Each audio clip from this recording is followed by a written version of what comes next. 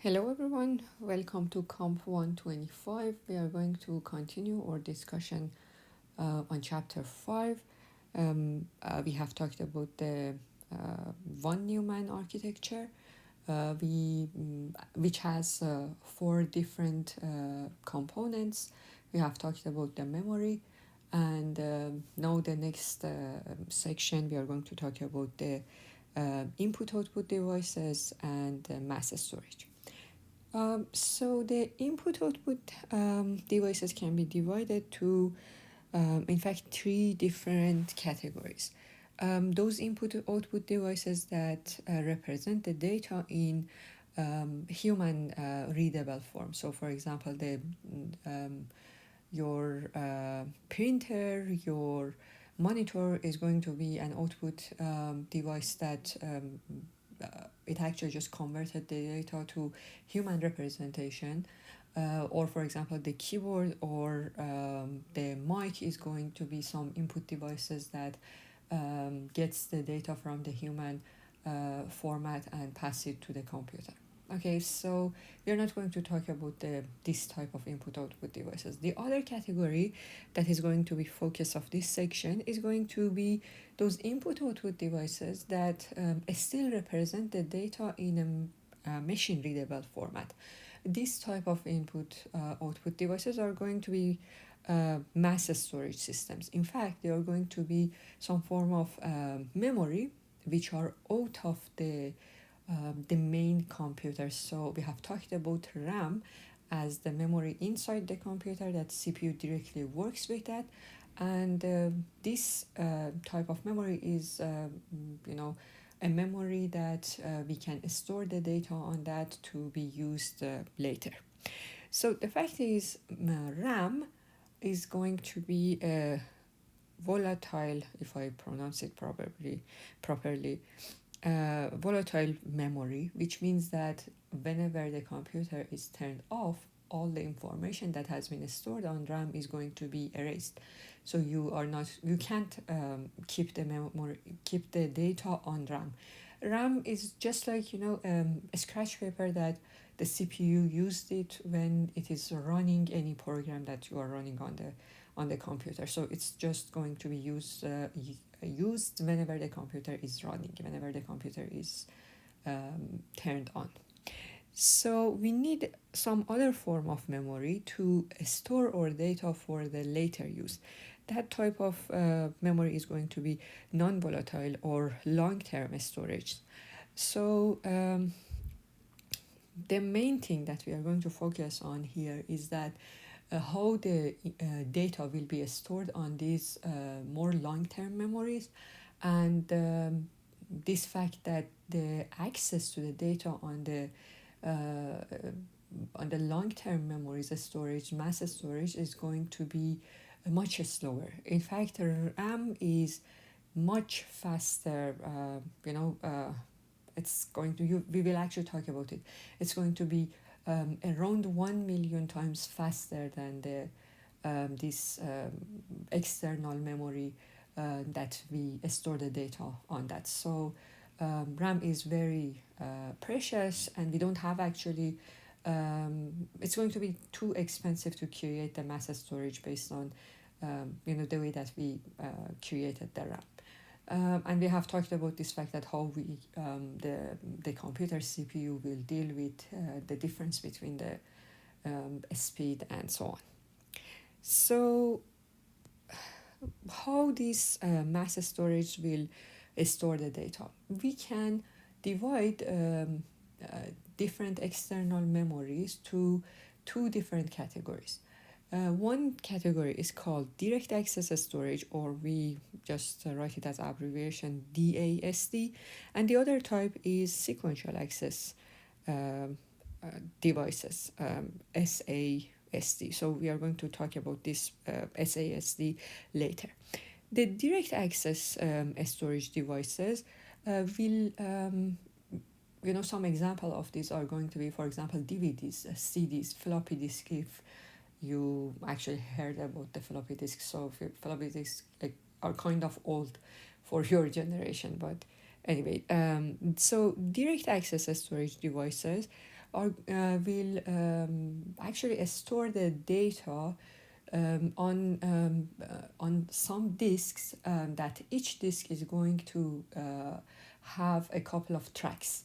The data will be stored on those tracks and will be stored on the each track will be divided to a couple of sectors, that each sector will is going to actually have an address, and the data will be stored in that specific sector. So in fact, what we are going to have in a direct access memories, which are disk, which are based on disk, is going to be you are going to have a disk, so you can think of it as a DVD or CD, that the surface on these type of memories have been divided to a couple of tracks that you can think of them as some circles over this surface. Okay, at each surface, each track will be divided to a couple of sectors. Each sector is going to have some address and some data that the data will be stored on that. We call this direct access storage device because it doesn't matter which data you are going to access to. If you know the address to that, the device that we have, for example, a DVD reader or a CD reader, will actually just find the correct address and just read that specific data that you are looking for. Okay, so you can kind of think of it as similar to the RAM, that is random access memory. In the RAM, we have two properties. We can read different addresses, and the other property is that reading different addresses is going to have the same, is going to take the same amount of data. In the direct access storage devices, again, we can have access to different addresses. If you just know the address, we go and read that specific part of the data that we want, that specific part of the storage that we want based on the address. But accessing to different addresses are not going to be to take the same time. So reading one part might be actually faster than reading the other part based on the position of the reader head and so on, that I'm going to talk about it later.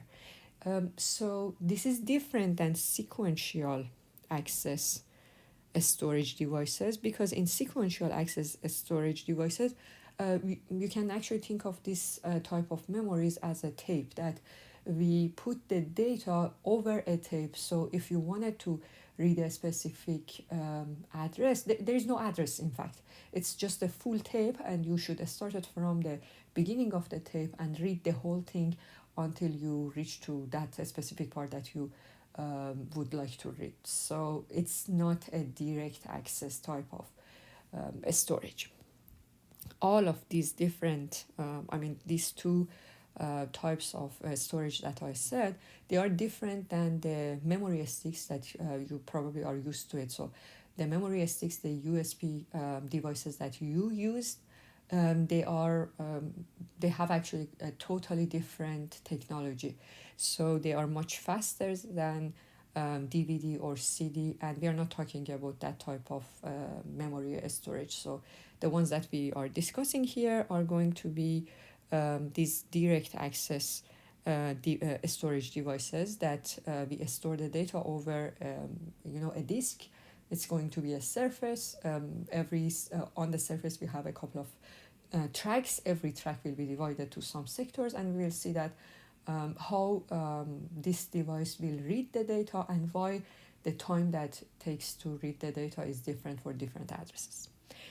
Okay, so in general, a DVD or a CD reader, any direct access storage device, is going to have a surface that you store the data on it. As I said, we can actually rotate this surface to read different parts of actually the tracks, and we are going to have a read-write head.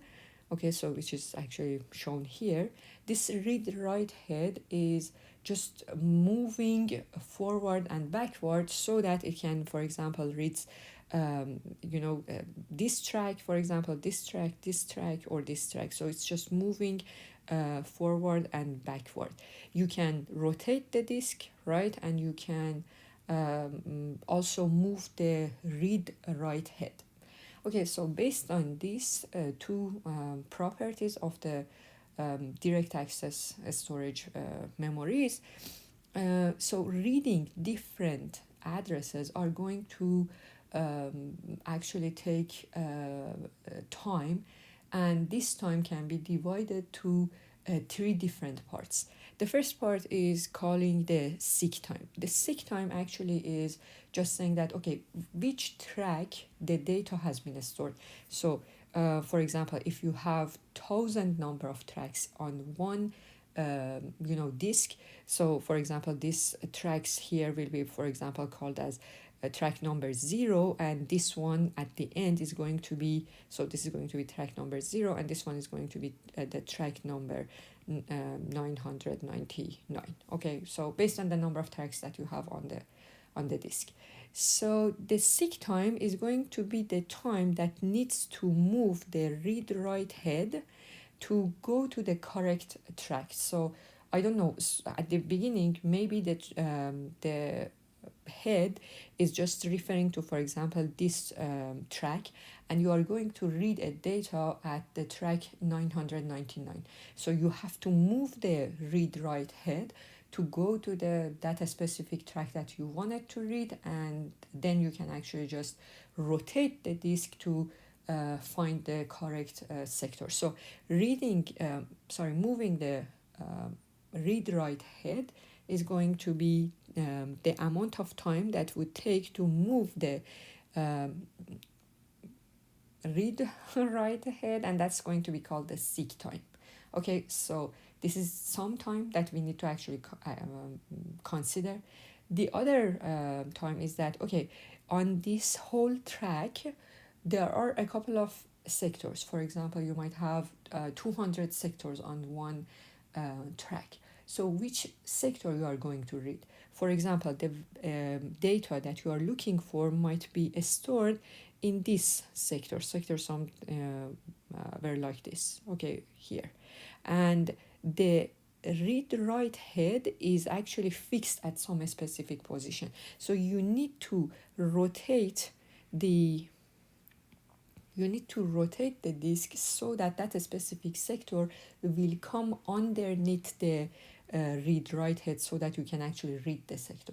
Okay, this time to rotate the disk to reach to that specific sector that you would like to read it is called the latency.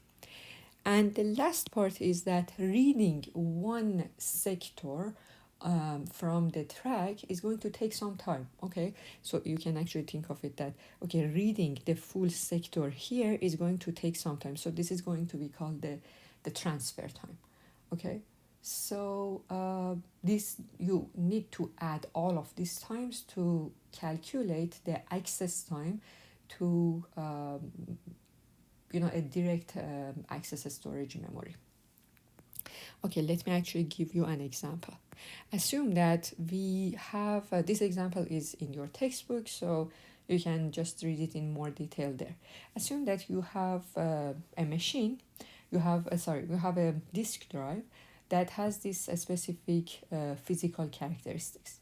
We know that the rotation speed of the device is going to be 7,200 rotation per minute. So in 1 minute we can rotate the disk 7,200 times.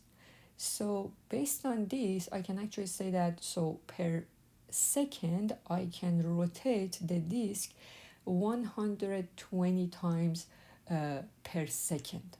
Okay, and then after actually this calculation, I can also calculate that, okay, if in 1 second I can rotate the disk 120 times, how much time it would take to actually have one rotation of the disk. So it's just, we divide 1 divided by 120, it's going to be this amount of time. This is going to be 8.33 millisecond is going to be the time that would take for one rotation. So one rotation of the disk, the full rotation of the disk, is going to take 8.30 millisecond, okay, which is going to be something like this. So in terms of the second, this is the amount of time to one rotation. This is important because it helps me to calculate the latency time. Okay, so this is one physical characteristics of this device. So keep this information for now. The other information that we know about this device is that the arm movement is going to be the head, that read-write head. Okay, this arm movement is going to be 0.02 millisecond per track. So if you have a disk, so moving from one track to another, to the neighbor track, so for example from this track, your arm moving from this track to this track is going to take 0.02 millisecond. So if you need to move your arm, for example, for 20 tracks, you need to multiply this time to 20 to say that how much time it would take from, for example, the track number 0 to track number 20. In total, on this surface or disk, we are going to have 1,000 number of tracks. So keep this information. Also, the other information we know about the physical characteristic is that each track is going to have 64 number of sectors. So there are going to be 64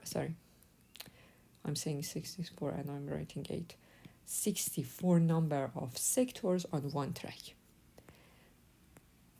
Okay, and on each sector we are going to have 1024 bytes. Okay, so to be able to calculate the access time for this disk, we need to calculate the seek time, we need to calculate the latency, and we need to calculate the transfer. So let's just do one by one. The seek time is the time that takes to move the time that takes to move the arm to go to the correct track. So there are going to be different possibilities, right? Maybe the arm is exactly on the same track that you are going to read the data. The address that you are looking for is exactly on the track that the arm is referring to. Is the arm is just is on that specific track. So in that case, we are lucky, right? So you don't have any seek time. The seek time is going to be 0. So this is going to be the best case scenario. Remember when we talked about the asymptotic analysis in chapter 3, we have talked about all different possibilities: the best case scenario, the worst case scenario, and the average case scenario. Again, here we are going to just analyze all of these actually seek time and latency time based on these different scenarios. What will be the best case scenario? What will be the worst case? What will be the average? So the best case time for the seek is going to be 0. You are on the same track.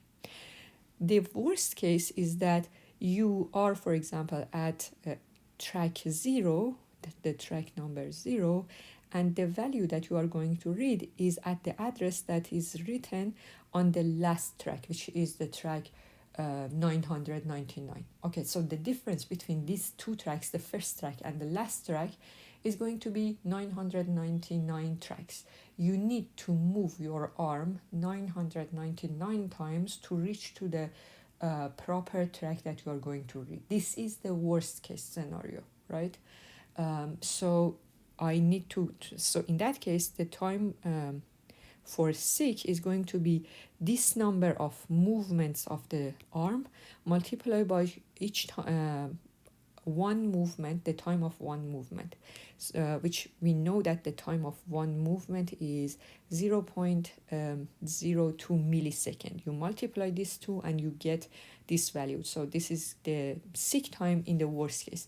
19.98 millisecond is going to be the worst case for the seek time. And on the average, so how can I calculate the average? You can assume that this is something that has been written in the text. You can assume that on the average, the read-write head must move about 300 tracks. So this is just an assumption which is given to you. Again, if in a question we will ask you to calculate these different scenarios, this will be given to you, that how many number of movements we need on average to calculate the average case for the seek time. So in that case, you would calculate 300 movements, multiply again to the time of moving the one track to its neighbor's track. So this is one is going to be, the result here is going to be 6 milliseconds. So we have actually just analyze all different analysis for the seek time. So after the seek time, we are going to calculate the latency. The latency, remember what was the definition? The latency is the time to find the correct sector on the track. So first we need to move the arm to go to the correct track. Then we have to rotate the disk so that you find the correct sector that you are going to read. Okay, again, for calculating the latency, we are going to have three different scenarios: the best case scenario, worst case, and the average. The best case scenario is that when you move to the correct track, the head is exactly on the beginning of the sector that you are looking for, right? So in that case, you don't need to rotate your disk. So the best case for the latency is going to be 0. The head is exactly at the beginning of the sector that you are reading. The worst case scenario is the head is just past the beginning of the sector. So because you passed the beginning of the sector, you have to rotate the disk one full rotation to be able to reach to the beginning of the sector that you are going to read. This is going to be the worst case. Okay, so what time is going to take to rotate the disk once? We have already calculated this time here. Remember at the beginning we are given that the rotation speed is this number. Then we calculate how much time it would take for one rotation. Here is 8.33 millisecond per one rotation. This is why I actually just calculated this time. So now I can use it here. So the worst case latency is going to be one full rotation of the disk to be able to come to the beginning of the sector. So this is going to be the time for the worst case of the latency. And on the average, you can just think about it in this way, that you are going to read, for example, this part, and the head is referring to this part. So on the average, you need to rotate the disk for half rotation to go to the beginning of the sector that you are going to read. So on the average, we just we just say that this is going to be a half rotation. So this is going to be 4.17 millisecond for average time of the latency. And the last part of the time for actually accessing to the data on the direct access storage memory is going to be the transfer time. You just found the correct track, you found the correct sector, and now you are going to read the full sector. For reading the full sector, you need to actually just read this part completely, right? So again, it's just like the one sector is going to be the transfer time, right? There is no worst case, average, or best case. There is just one case, that transferring one sector, how much time it would take to transfer a full sector, right? how much time the head is fixed, right? You just rotate your disk so that you read the full sector. How much you have to rotate the disk, it's based on the number of sector that you have on one track. One track is, based on this information that I have, each track is going to have 64 number of sectors. So if one full rotation of the track, one full rotation of the disk is going to take 8.33 millisecond, I have to divide this time to 64. This is going to be how much I have to rotate the disk so that I can read one full sector. So 1 divided by 64 multiplied by 8.33, this is going to be the amount of time to read one full sector. So all of this information that we have written has been, has been summarized in this table. The best case scenario, the worst case, and the average. The seek time, the latency, and transfer. Okay, so the best case for seek time and latency is going to be 0. The transfer is fixed in all of these different best case, worst case, and average case scenario. The worst case and for the seek time, latency, and the average for the seek time and latency. You just need to add them all. So in the best case, the time to access the data from a disk is going to be 0.33 millisecond. Be careful, this is millisecond, okay? And this is the worst case, and this is the average. So you can see that there is a big difference between the best case, worst case, and average case. Usually we should actually just refer to the average case too as the reference of, for example, on average, how much time it would take to access to a specific data, to a specific address on the, an external device.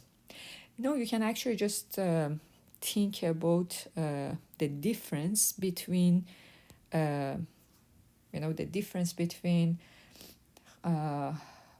direct access memory, some external memory, some external hard devices, and the internal memory.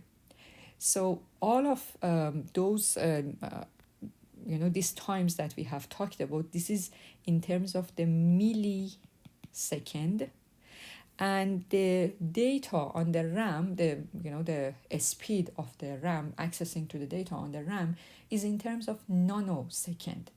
Millisecond and nanosecond, there is a huge difference between these two. Although for us as human, for example, 1 millisecond and 1 nanosecond might not be, we cannot actually just feel the difference between, because both of them are very small. You don't actually just feel them. But for the computer, when we are actually designing our computer, the difference between 1 nanosecond and 1 millisecond is, in terms of 1 million magnitude, order of magnitude. You see, so this big difference between the access to the RAM and access to the to an external memory makes a big difference and a huge issue for the computer. So the CPU is working much faster than the input-output devices, not only for the accessing to some external memory, but also, for example, working with the printer, working with the even with the screen, that some information will be actually shown on the screen. It would take much longer time for the to actually show and represent something on the screen than the time that the CPU is working. So to fix this issue between this, the difference between the speed, in fact, for the input-output devices, we need to design some input-output controllers. That the input-output controllers are going to be created are going to have two parts: I/O input-output buffer and input-output kind of simple processor or controller. That this simple processor will actually just manage the connection between CPU and the input-output devices. So the CPU will send the information to the input-output controller, and it's not going to wait for for the input-output device to finish the work. So the input-output device is going to finish its work, and CPU will go and continue just doing the calculation, whatever is the calculation. And the input-output controller will then notify the CPU that, okay, I'm done. I have actually just, the input-output devices is, whenever it's actually finished its work, it will notify the CPU, and the CPU will basically come back from whatever it's doing, and if it needs to do something else, or if it needs to move the data, whatever, it actually just continues. So we are fixing the difference between the speed by using creating some I/O controller that will actually keep the connection between input-output devices and the CPU. So it actually has been shown in this figure that we are going to have the CPU, the processor, and the memory inside the computer. This is the RAM, okay? And all the connection here is passing over the input-output controller, and the input-output devices are here. So every information that needs to be displayed or stored on some input-output device will be passed to I/O controller.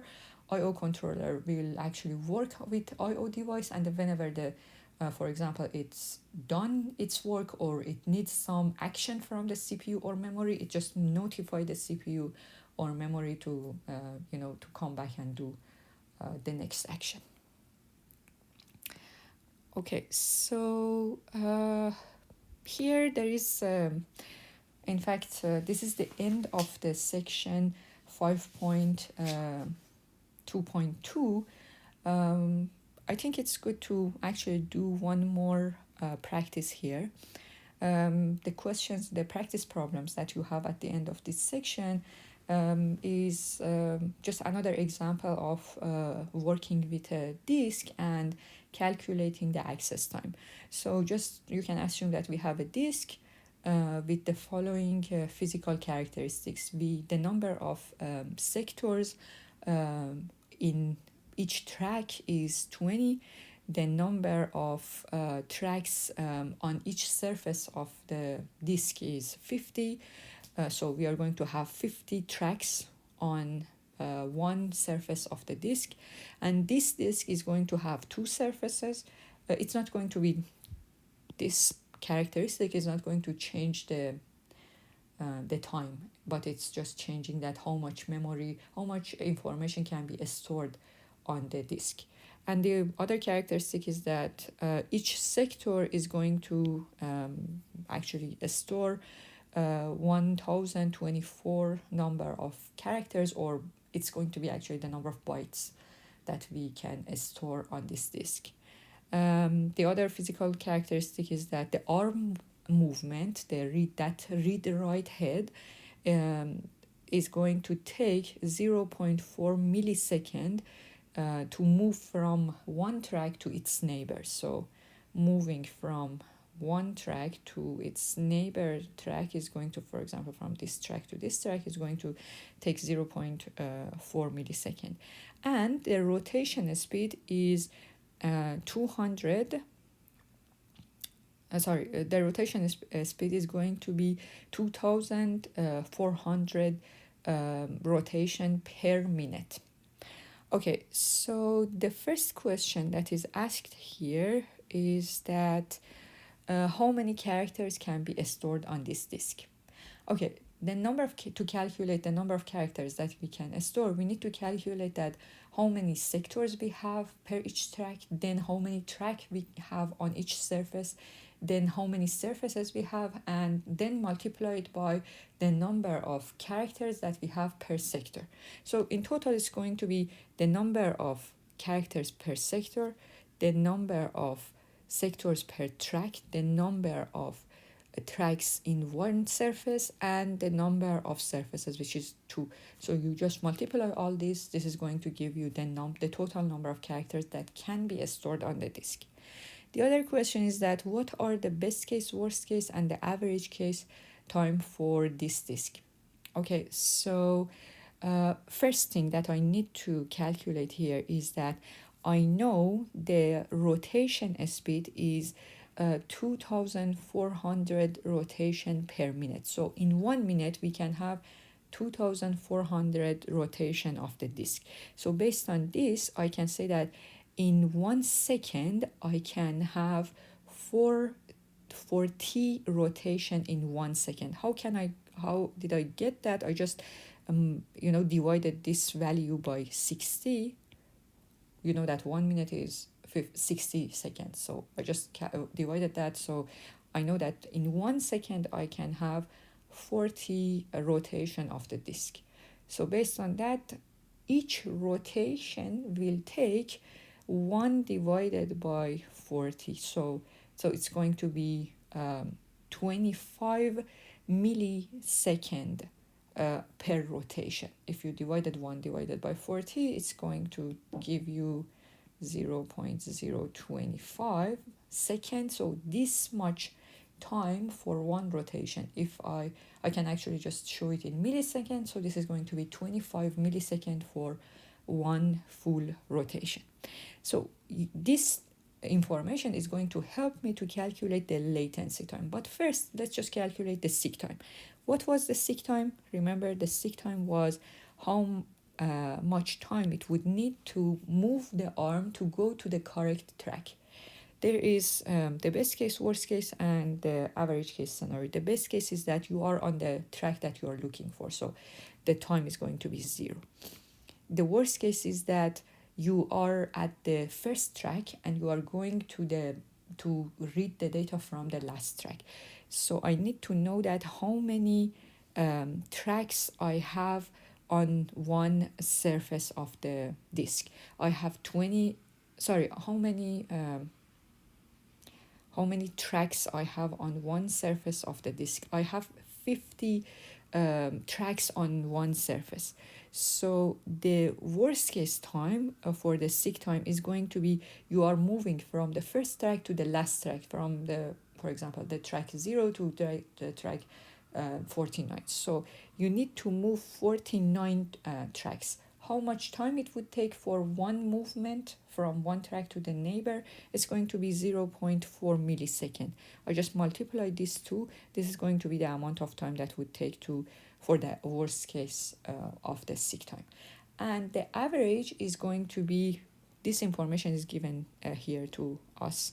The average, it's just the question telling me that assume that the average seek operation must move 20 tracks. So I just need to multiply 20 to 0.4 millisecond, and it's going to be the average time for the seek time. So I'm done with the seek time. Now the latency. The latency, remember, is going to be the time that needs to rotate the disk to go to the correct sector that we are going to read. In the best case scenario, the head of your read-write head is going to be at the beginning of the sector that you are reading. So in the best case, the latency is going to be 0. In the worst case, you just pass the first bit of the sector, for example, and then you have to do one full rotation to come to the beginning of the sector. So the worst case is going to be the full the worst case is here. The worst case is going to be the full one rotation of the disk. We have already calculated how much time it would take for the one rotation of the disk. Here it is 25 millisecond. So the worst case is going to be this. And on the average, it's just like you are going to rotate the disk for half a rotation to read to reach to the beginning of the sector that you are going to read. So we are going to divide 25 millisecond to 2, so it's going to be 12.5 millisecond for the average latency. And what is the transfer time? The transfer time is going to be how much time it would take to rotate one full rotation. You need to divide that by the number of the number of sectors in one track, right? Because the transfer time is just the time that would take to read one full sector. If I have 50 sectors, I need to divide the one full rotation by 50. I think that we have 20 tracks, sorry. So I need to divide it by 20, and this is going to be the amount of time for transferring one sector. So you just need to add all of these seek time, latency, and transfer to calculate the best case, worst case, and the average time for accessing to the data on this disk. There are actually two more questions. I mean, there are that I'm going to solve them here as well.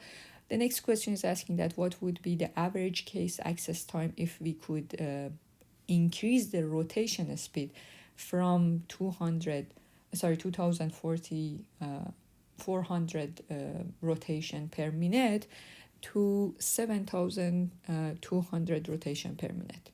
How this is going to affect the time? This is going to affect the time of the rotation, right? So in fact, that is going to change how much time would take for one rotation, and that's going to directly affect the latency, right? And it's going to also affect the transfer time. Okay, so if you go from 2400 rotation per minute to 720 times 200 rotation per minute, it's just like you are making it 3 times faster. So it will affect the latency and it will affect the transfer time. So you should actually just properly calculate them. So I have written the answer for you, but the question is just, it makes it 3 times faster. You just need to calculate them and then calculate the new values for the latency and transfer. And then it's asking that the next question is that what would be the average case time of the disk of the previous question if we could reduce the arm movement from 0.1 millisecond the arm movement to 0.1 millisecond. So previously we had it as 0.4 millisecond. The arm movement is going to affect the seek time. Okay, so if you go from 0.5, it is going to change the seek time on the seek time. Instead of actually multiplying but 0.4, you are just multiplying it to 0.1.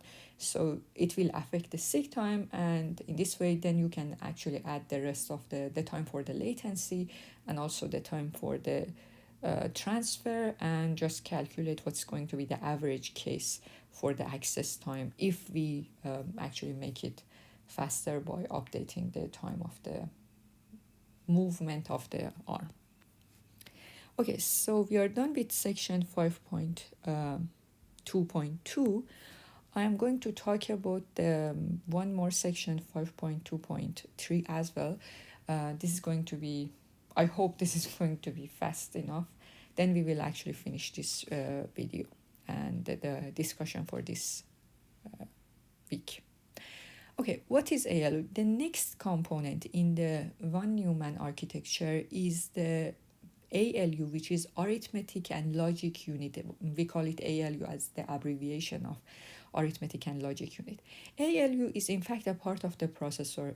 You know that we usually actually use the control unit and the ALU. We consider these two components as the full CPU, which is going to be the processor. In this section, we are going to talk about the Arithmetic Logic Unit. This ALU unit is going to contains different type of circuits to do the arithmetic and logical operations. Arithmetic operations like the addition, subtraction, multiplication, division, and the logical operations like the comparison. For example, a number is equal to another number. This value is equal to another value, this value is less than the other value, this value is greater, this kind of actually comparisons. These are going to be the logical comparisons. So ALU is going to have three different parts. It's actually included a couple of registers, some interacting wires that's just connecting different components, and a couple of circuits that's going to be those circuits that does the arithmetic and logical operations. So for example, a circuit for addition, something just like what we explained in chapter 4 for one circuit for comparison. So we need a couple of circuits to do the operations. We need a connection between these. We need registers to keep the data, and we need some connection between this. So what are the registers? We have already talked about the registers, but so more specifically, if I wanted to explain registers are, a special high-speed memory that will be actually created inside the CPU. They are accessing to the registers are much faster than accessing the RAM. Okay, so and they help the CPU, the ALU, to work much faster instead of actually working with the memory. Usually we actually loaded the data from the memory into the cache and from the cache into the registers, and ALU in fact works on the registers instead of directly working on the cache or the memory. Okay, and accessing to the registers are direct access. It's going to be very fast. There is no kind of actually addresses for registers. For example, you are going to either have something like, for example, 128 registers on the CPU, and we call them using some names like, for example, AX or R0, R1, R2, something like this. So this kind of naming, there is no address for them. We just specifically give them one name to each of these registers. They are very fast, but they are very expensive. So, and we don't have enough space on this in the full unit of CPU to create too many registers. So you usually have a couple of hundreds of registers on the CPU. And we use the registers, for example, that MAR or MDR that we talked about them in the memory unit. Those are registers as well. So they're the same type. So here we use the registers to, to store the operands and the result of the arithmetic or logical operators that the ALU will work on them. So this figure here is in fact showing that how the ALU works. So usually, for example, if you are doing A plus B, instead of working directly on the memory, reading A from the memory and then reading B from the memory, and then add them all in the ALU and store the data inside the memory again, what in fact would happen is that we usually actually load the data from A and from the memory into the registers like A and B, and ALU works with the registers instead of working directly with the memory. The reason is that, when you are working with the memory, remember fetch or for example, store.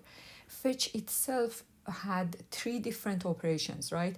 Load the address to the MAR, then for example, decode the address, then load the data from the specific address into the MDR. Or for example, a store had four different actually steps and operations, right?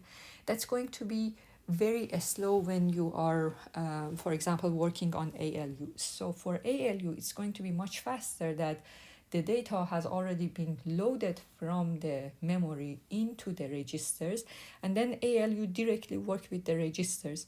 So the data is available in register A and the data is available in register B. They will be passed to ALU, and then instead of sending the data to the memory, you just store the data in register 3. Why? Because later on you might actually need this information to do some other actually calculation. So instead of going and store it into the memory and then loading it again to come back, so you just write them in these temporal spaces. So registers are like some temporal registers, some temporal spaces, memory inside the CPU that save us a lot of time instead of always working with the memory, and makes the calculation much faster.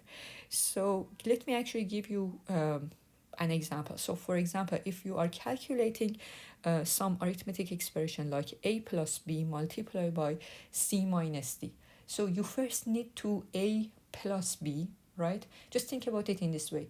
If I am adding a to b, this is going to give me some value, right? If I'm going to store it in the memory, then I need to go and read it from the memory to then multiply it to this, the result of this part.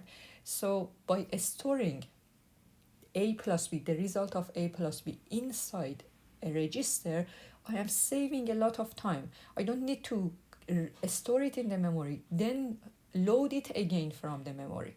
Okay, so if I have a couple of registers to keep all of these temporal variables, everything will be faster. So one register for A, one register for B, one register to keep the temporal value of A plus B, and then one register for C, one register for D, one register for keeping the temporal value of C minus D. Okay, so 6 registers so far, and then you read the data from the register that read the value of a plus b from one register, the value of c minus d from another register, multiply them and write them in another register. So 7 registers. 7 registers in total is going to make this calculation much faster. So that's why when if your CPU has more registers, it's going to work faster. So always the more number of registers is going to make your CPU faster, but because they are expensive, we only have access to a limited number of registers in the CPU. So look at this picture. This picture gives you a more general view of the ALU organization. So in this figure, we are just assuming that, for example, we have 16 registers. We are giving them different names from R0 to R15. Okay, and the way that we actually organize the ALU here is that this all of these registers are connected to the ALU. And to connect the registers to the ALU, we are using 3 wires or 3 buses. Those interconnection wires, we call them bus, okay? I have one wire that's called left, one wire that's called right, and one actually bus that's called result. What are they doing?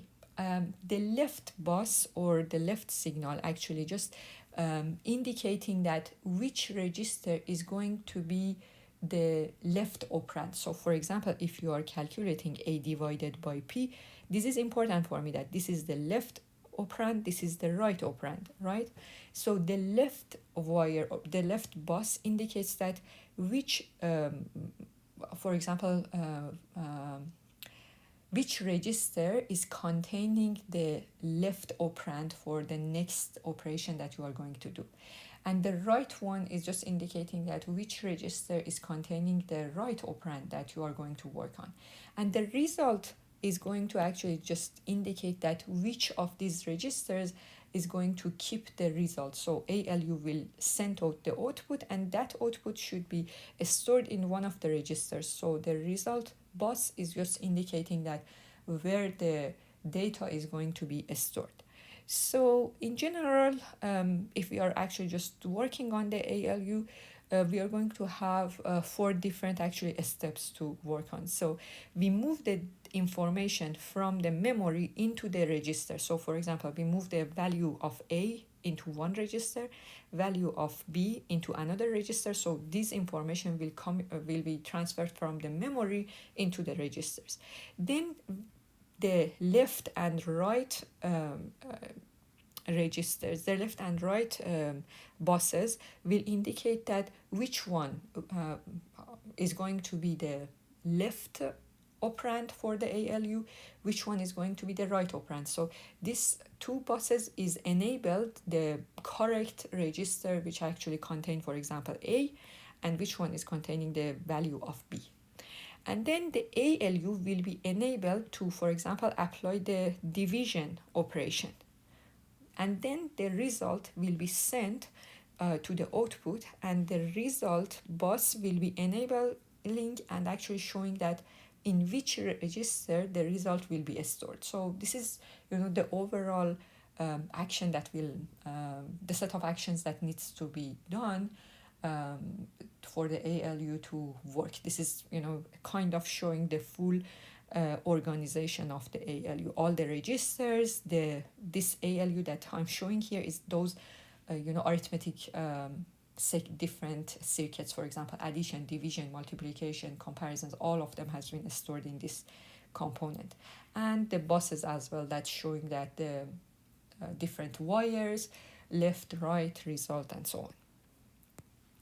So now let's have a look at this component here, the circuits, the arithmetic and logical circuits that we need for the ALU. So as I said, ALU should do the arithmetic and logical operators. So we need to create different type of circuits. So to do, for example, addition, to do multiplication, to do division, subtraction, comparison between two numbers, that for example, one circuit to compare A is equal to B, one circuit to compare A is less than B, one circuit to compare A is greater than B, one circuit to calculate A and B. Remember that those Boolean operators that we mentioned. For example, you have two values and you are going to AND them, or X or not. For all of them, we are going to have a separate circuit. So just as a reminder, remember in chapter 4, we have talked about different circuits. One circuit for addition, adding two numbers, one circuit for comparison. So we will create circuits for all of these different operations, these different operations that we need to do in ALU. So this is going to tell me that how many operations we have in our ALU. So all of these circuits will be stored inside this component here. But you can actually see that the registers are going to be sent as the input operands to ALU, but which circuit you are going to actually enable, right? You have a couple of circuits. Remember that, again, in chapter 4, we have talked about the control circuits like the multiplexer and decoder. Here, the multiplexer is going to be used to actually, enable the specific circuit that we are looking for. What was a multiplexer? Just a short recap. A multiplexer was a circuit that has a couple of, input circuits, input wires. That's, for example, 2 power n input wires and n selectors. So for example, if you had 16 different input, you are going to have 4 different selectors. And based on the value that has been specified on the input selectors, just one of these actually inputs will be redirected in the output. So there is one single output that one of the inputs will be sent to the output based on the value that you are sending to the selectors. This is exactly what we need here. Let me actually just show you a very simple example. Let's assume that we have an ALU that only has 4 different operators: the addition, subtraction, equality, and AND. So this is the only operators that we can do in our ALU. This is just an example, okay? We just simplify it. So in this case, we have 4 different operators, 4 different operations that we can apply. And in all of these cases, the operators are binary, right? So there is going to be two inputs that is passed to these operators. So what we can do is that we can connect the input output, the left and right operators, these wires, to all of the circuits that we have in our ALU.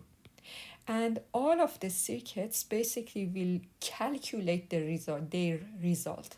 And all of the output of A plus B will be available, the output of A minus B will be available, the output of A equal to B will be available, comparison between A and B, and the AND between A and B will be available. But which one is the correct value that we are going to calculate? Are we adding these two numbers?